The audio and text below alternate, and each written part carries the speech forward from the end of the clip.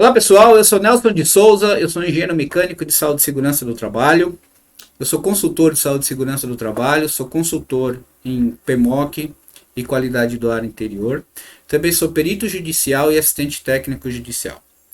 Venho trazer para vocês uma rápida passagem, uma rápida pincelada sobre um assunto muito importante que é a possibilidade de percepção de adicional de insalubridade pelos trabalhadores que desenvolvem as suas atividades laborais em ambientes climatizados com equipamentos de ar-condicionado, tá?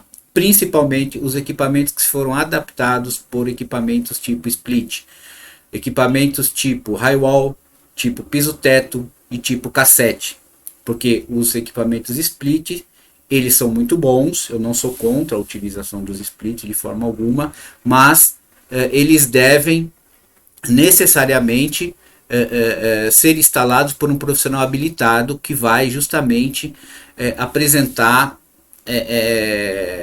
as referências e as exigências normativas e técnicas para a instalação de um ambiente climatizado, saudável, com ar de qualidade a todos os frequentadores, usuários e trabalhadores nesses ambientes.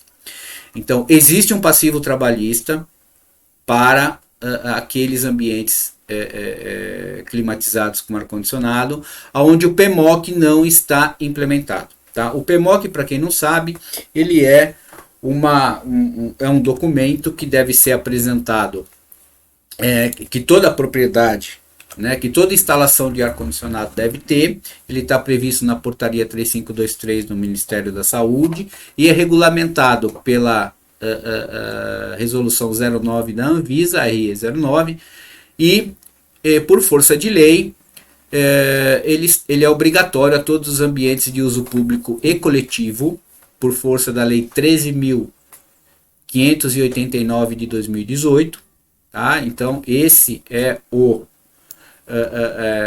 embasamento legal, tá? A lei 13.589, que é essa aqui, ó. Tá vendo aqui? Essa aqui é a quem faz o embasamento legal do PMOC, tá bom? Eu não estou aqui no modo apresentação justamente para a gente poder sinalizar para vocês aí os assuntos interessantes, tá bom? Então vou apresentar aqui para vocês o entendimento, um nexo causal entre um ambiente de forma muito rápida, muito sucinta, de um ambiente onde não foi implementado o PMOC, né? Eu vou pegar um dos agentes poluidores, um dos agentes contaminantes de um ambiente climatizado e vou pôr para vocês a possibilidade de um trabalhador ter o direito, né, de receber o adicional de insalubridade, ok? Então vamos lá.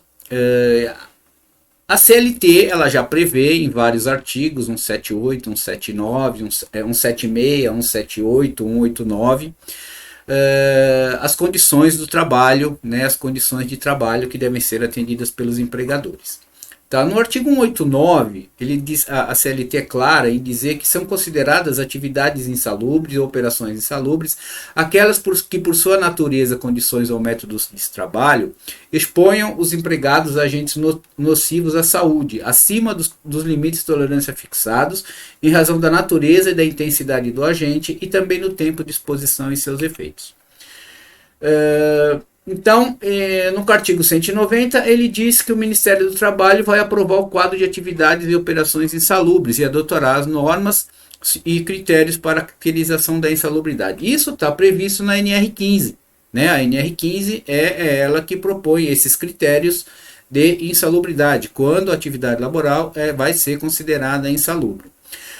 Eu não vou me atentar a todas, obviamente, então eu escolhi duas aqui, mas a mais importante, a mais fácil da gente caracterizar como insalubridade em ambientes climatizados sem o PMOC, é o anexo 11, que são os agentes químicos cuja insalubridade é caracterizada por limite de tolerância e inspeção no local de trabalho.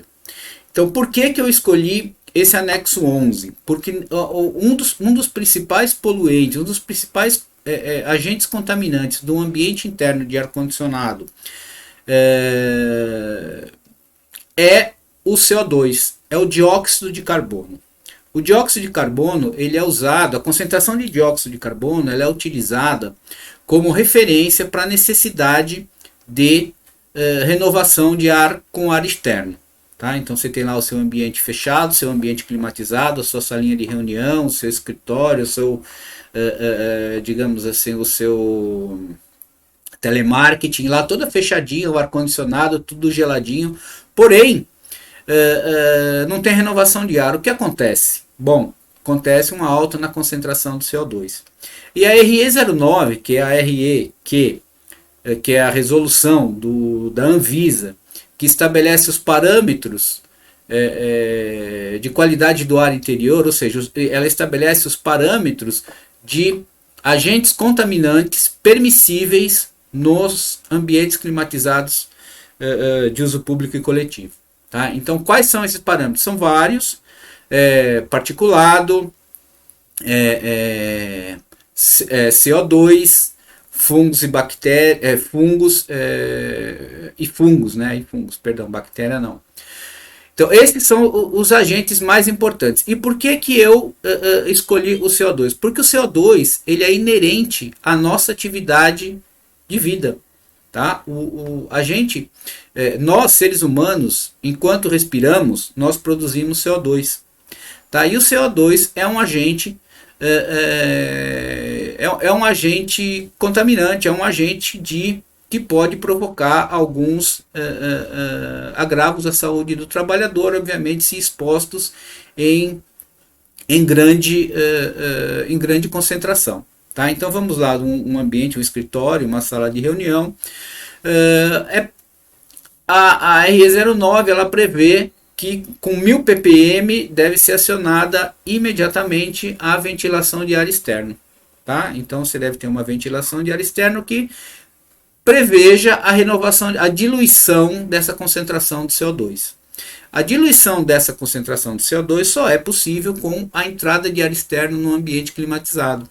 E quais as consequências de eu não ter essa renovação de ar externo? Bom, a consequência principal que você tem para o seu trabalhador é cansaço, é dislexia, ou seja, ele fica desatento, ele provoca desatenção, ela provoca como é que fala? Concentração, distúrbios de concentração, tá? A pessoa não consegue se concentrar.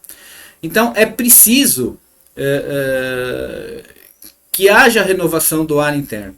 Né? A pessoa às vezes você está numa reunião lá, numa sala fechada, o ar-condicionado está ligado, de repente um começa a abrir a boca, um boceja, outro boceja, começa a dar aquele cansaço, a reunião fica pesada e não acaba nunca essa reunião. Por quê? Porque justamente isso é o excesso, a alta concentração de CO2 no ambiente que está provocando essas sensações nos trabalhadores.